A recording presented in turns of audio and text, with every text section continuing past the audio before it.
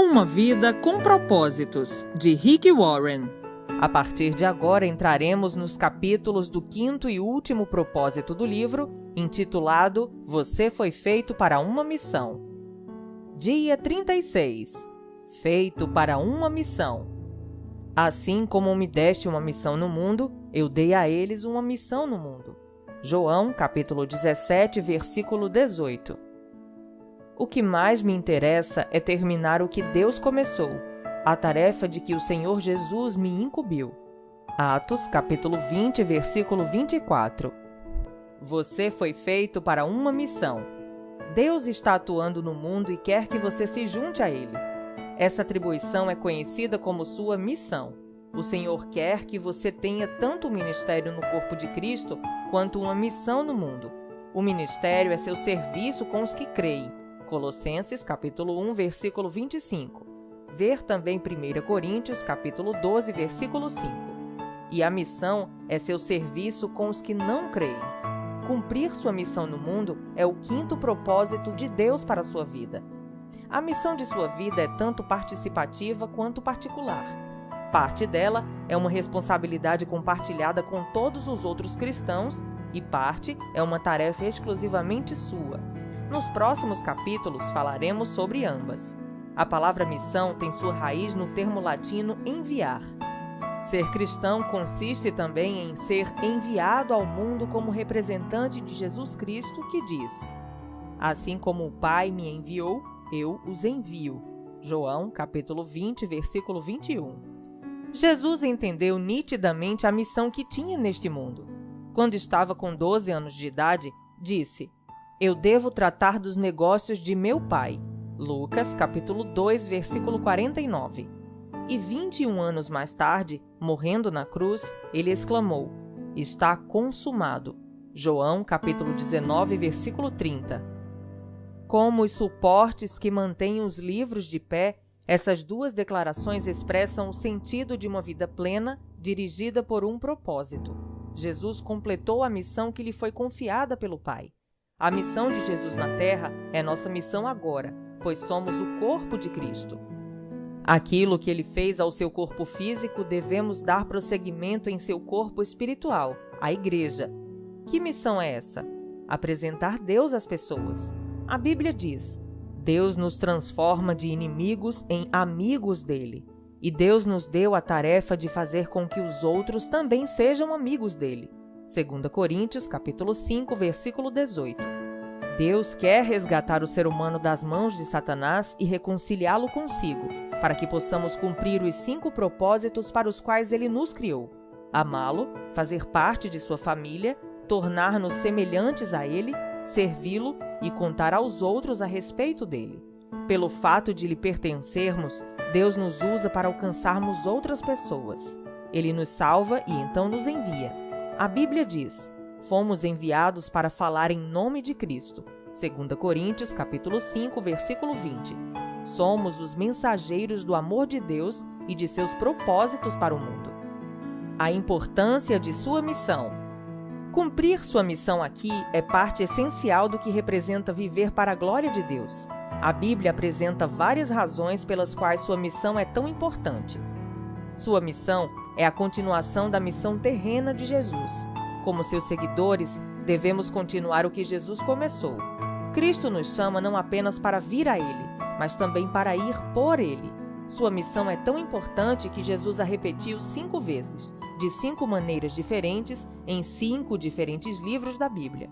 Mateus, capítulo 28, versículos 19 e 20, Marcos, capítulo 16, versículo 15, Lucas, capítulo 24, versículo 47, João, capítulo 20, versículo 21 e Atos, capítulo 1, versículo 8. É como se ele estivesse dizendo: eu realmente quero que você assuma isso. Estude essas 5 incumbências dadas por Jesus e você aprenderá os detalhes de sua missão no mundo: quando, onde, porquê e como. Na grande comissão, Jesus disse: vão e façam discípulos de todas as nações. Batizem-nos em nome do Pai, do Filho e do Espírito Santo. E ensinem-nos a fazer tudo o que ordenei a vocês. Mateus capítulo 28, versículos 19 e 20. Essa incumbência foi dada a todos os seguidores de Jesus, não somente a pastores e missionários. Esse é seu compromisso com Jesus. Não se trata de algo opcional. As palavras de Jesus não são a grande sugestão. Se você faz parte da família de Deus, sua missão é obrigatória. Desprezá-la é um ato de desobediência. Talvez você não esteja ciente de que Deus o responsabiliza pelos descrentes que vivem à sua volta. Mas a Bíblia diz: você deve adverti-los para que possam viver. Se você não falar para advertir os maus a pararem de praticar o mal, eles morrerão em seus pecados. Mas eu responsabilizarei você pela morte deles. Ezequiel, capítulo 3, versículo 18.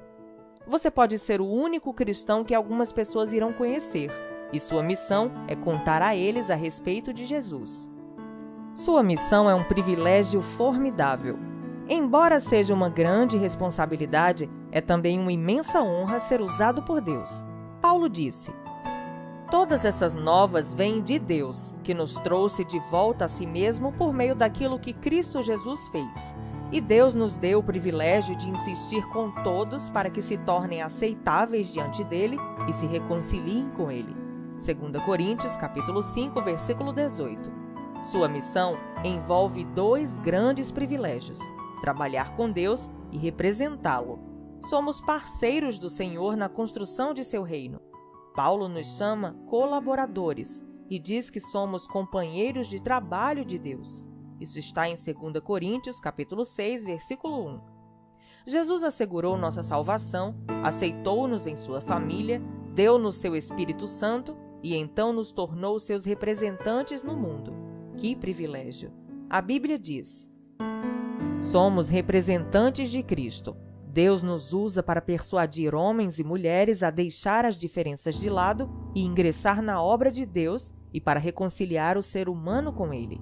Estamos falando por Cristo mesmo agora. Tornem-se amigos de Deus. Ele já é amigo de vocês. 2 Coríntios, capítulo 5, versículo 20. Ensinar aos outros como obter a vida eterna é a melhor coisa que você pode fazer por eles. Se seu vizinho tivesse câncer ou AIDS e você conhecesse a cura, seria criminoso reter tal informação. Ainda pior é guardar segredos sobre o caminho para o perdão, o propósito, a paz e a vida eterna. Temos a melhor de todas as novidades do mundo e compartilhá-la é o maior favor que podemos prestar a alguém. O problema dos cristãos que se converteram há muito tempo é terem se esquecido de como é desanimador viver sem Cristo. Devemos nos lembrar de que não importa quanto as pessoas pareçam felizes e bem-sucedidas, sem Cristo, elas estão desesperadamente perdidas e destinadas à separação eterna de Deus. A Bíblia diz que Jesus é o único que pode salvar o ser humano. Isso está em Atos, capítulo 4, versículo 12. Todos precisam de Jesus. Sua missão tem alcance eterno. Ela influenciará o destino eterno das outras pessoas. Logo, é mais importante que qualquer emprego, realização pessoal ou objetivo que você possa alcançar durante toda a vida. As consequências de sua missão vão durar para sempre, mas as de seu emprego não. Nada que você faça pode ser mais importante que ajudar as pessoas a estabelecerem um relacionamento eterno com Deus. Esse é o motivo por que precisamos ser perseverantes no desempenho de nossa missão. Jesus disse: todos nós devemos rapidamente cumprir as tarefas de que fomos incumbidos por aquele que me enviou, pois resta pouco tempo antes que caia a noite e todo o trabalho chegue ao fim. João, capítulo 9, versículo 4. O relógio que controla a missão de sua vida está correndo. Então, não perca nem mais um dia. Inicie agora mesmo sua missão de trazer outras pessoas a Cristo. Teremos toda a eternidade para celebrar com aqueles que trouxemos a Jesus, mas temos apenas o tempo de nossa vida para alcançá-los. Isso não significa que você tenha de deixar seu trabalho para se tornar evangelista em tempo integral. Deus deseja que você compartilhe as boas novas onde estiver. Como estudante, mãe, dona de casa, professor, vendedor, gerente ou qualquer que seja a sua atividade, você deve sempre esperar que Deus coloque pessoas em seu caminho para com elas compartilhar o Evangelho. Sua missão dá sentido à vida. William James disse: "O melhor aproveitamento da vida consiste em gastá-la a favor de alguma coisa que dure mais que a própria vida. A verdade é que somente o reino de Deus irá permanecer. Todo o restante acabará desaparecendo. É por isso que devemos ter uma vida dirigida por propósitos, vida empenhada na adoração, na comunhão, no crescimento espiritual, no ministério e no cumprimento de nossa missão no mundo. Os resultados dessas atividades vão durar para sempre. Se falhar em cumprir a missão que Deus lhe atribuiu, você terá desperdiçado a vida que Deus lhe concedeu." Paulo disse: "Minha vida não tem valor algum, a menos que eu a use para realizar a obra que me foi confiada pelo Senhor Jesus, a obra de contar aos outros as boas novas acerca da maravilhosa bondade e do amor de Deus." Atos, capítulo 20, versículo 24. Há pessoas que somente você poderá alcançar, em virtude de onde você vive e de como Deus o fez. Se ao menos uma pessoa for para o céu pelo seu testemunho, sua vida terá sido relevante para a eternidade. Comece a olhar em torno, em seu campo missionário pessoal, e ore: "Deus, quem você pôs em minha vida para que eu lhe fale a respeito de Jesus?" O cronograma de Deus para a consumação da história está vinculado à conclusão de nossa incumbência. Existe hoje um interesse crescente na segunda vinda de Cristo e no fim do mundo. Quando isso ocorrerá? Antes de Jesus ter subido aos céus, os discípulos lhe fizeram a mesma pergunta, e a resposta foi bastante reveladora. Ele lhes respondeu: "Não compete a vocês saber os tempos ou as datas que o Pai estabeleceu para sua própria autoridade, mas receberão poder quando o Espírito Santo descer sobre vocês e serão minhas testemunhas em Jerusalém, em toda a Judéia e Samaria e até os confins da terra." Atos, capítulo 1, versículos 7 e 8. Quando os discípulos quiseram conversar sobre profecia, Jesus rapidamente mudou a conversa para o evangelismo. Ele queria que eles se concentrassem em sua missão no mundo. Em essência, ele disse: "Não compete a vocês saber os detalhes de minha volta, e sim da missão que lhes foi confiada. Concentrem-se nisso." Especular sobre o momento exato do retorno de Cristo é inútil, pois Jesus disse: "Quanto ao dia e à hora ninguém sabe, nem os anjos dos céus, nem o Filho, senão somente o Pai." Mateus, capítulo 24, versículo 36. Como Jesus afirmou não saber nem o dia nem a hora, por que você iria fazer cálculos para descobri-los? O que sabemos com certeza é: Jesus não vai voltar até que todas as pessoas que Deus separou para ouvir a sua palavra a tenham ouvido. Jesus disse: "As boas novas acerca do reino de Deus serão pregadas em todo o mundo e a todas as nações. Depois virá o fim." Mateus, capítulo 24, versículo 14. Se você quer que Jesus volte o mais rápido possível, concentre-se em cumprir sua missão, não em desvendar a profecia. É fácil nos distrairmos e desviarmos de nossa missão, porque Satanás aceita que façamos qualquer coisa, menos compartilhar a fé. Ele o deixará fazer todo tipo de boa ação, contanto que não leve ninguém com você para o céu. Mas no instante em que começar a levar sua missão a sério, esteja certo de que o diabo irá colocar todo tipo de distração diante de você.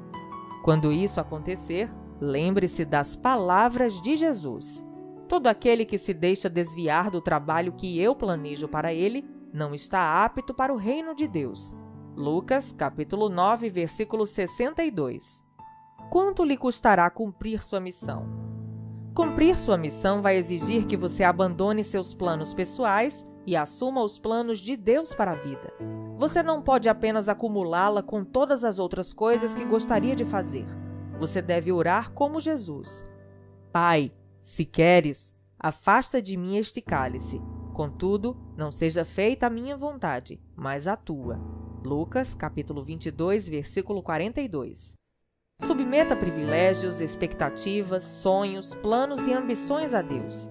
Pare de fazer orações egoístas como: "Deus, abençoa o que quero fazer." Em vez disso, ore: "Deus, ajuda-me a fazer o que estás abençoando." Entregue ao Senhor uma folha em branco, com seu nome assinado embaixo, e peça-lhe que a preencha.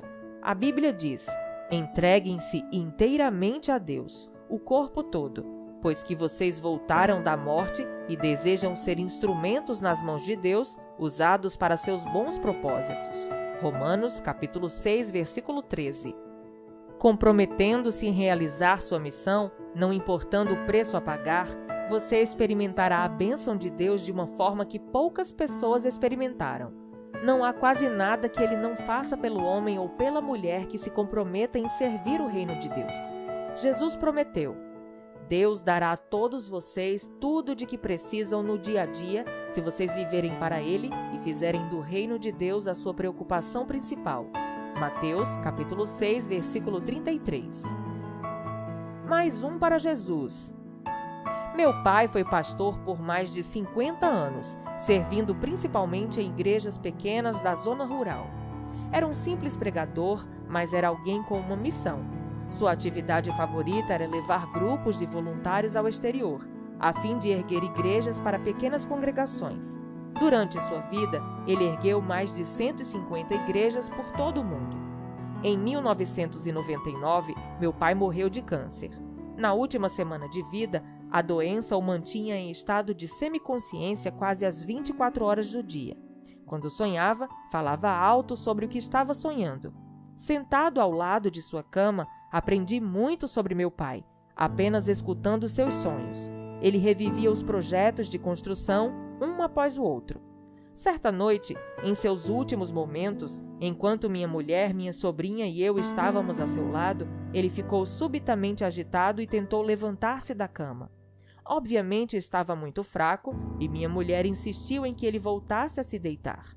Mas como ele insistia em sair da cama, ela acabou por perguntar: Jimmy, o que você está querendo fazer? Ele respondeu: Tenho de salvar mais um para Jesus. Tenho de salvar mais um para Jesus. Tenho de salvar mais um para Jesus. E começou a repetir a frase sem parar. Na hora que se seguiu, ele provavelmente repetiu a frase mais de 100 vezes. Tenho de salvar mais um para Jesus. Quando me sentei perto da cama, chorando, inclinei a cabeça para agradecer a Deus pela fé do meu pai. Naquele momento, meu pai estendeu o braço, pôs a frágil mão sobre minha cabeça e disse, como se estivesse me comissionando: Salve mais um para Jesus. Salve mais um para Jesus. Pretendo que esse seja o lema para o restante de minha vida.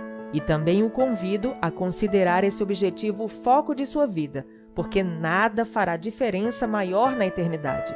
Se você quer ser usado por Deus, deve se importar com o que mais importa para Ele. E o que mais importa para o Senhor é a redenção das pessoas que Ele criou. Ele quer que seus filhos perdidos sejam encontrados. Nada interessa mais a Deus. A cruz prova isso. Oro que você esteja sempre atento, a fim de alcançar mais um para Jesus, de maneira que, no dia em que estiver diante de Deus, você possa dizer: missão cumprida. Dia 36. Pensando sobre meu propósito de vida. Tema para reflexão: foi feito para uma missão. Versículo para memorizar: portanto, vão e façam discípulos de todas as nações, batizando-os em nome do Pai, e do Filho e do Espírito Santo, ensinando-os a obedecer a tudo o que ordenei a vocês, e eu estarei sempre com vocês, até o fim dos tempos. Mateus, capítulo 28, versículos 19 e 20. Pergunta para meditar: que temores me impedem de cumprir a missão da qual fui incumbido por Deus? O que me impede de contar aos outros as boas novas? Até o próximo capítulo.